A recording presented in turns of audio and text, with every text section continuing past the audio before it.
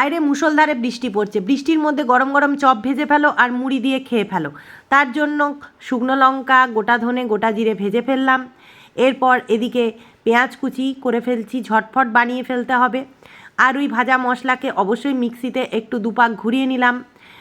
এরপর এদিকে রসুন থেতো করে নিলাম, অল্প তেলে বাদামটাও ভেজে নিলাম। এদিকে আলু সিদ্ধ সেগুলোকে বের করে নিলাম প্রেসার থেকে। এদিকে তেলের মধ্যে পেঁয়াজটা দিয়ে দিলাম, তার সাথে একটু রসুন দিয়ে দিলাম এবং পেঁয়াজ রসুনের সাথে একটু আদা কুড়োনো দিয়ে দিলাম।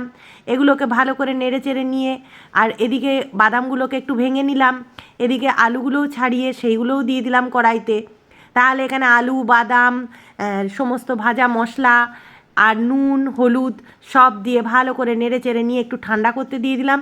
এদিকে বেসন, খাবার সোডা মিশিয়ে দিলাম, একটু নুন দিয়ে দিলাম, জল দিয়ে ভালো করে ফেটিয়ে নিলাম।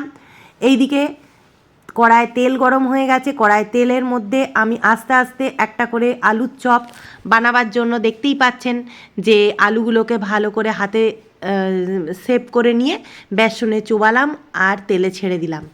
সুন্দর আলুর চপ বানানো হয়ে যাচ্ছে।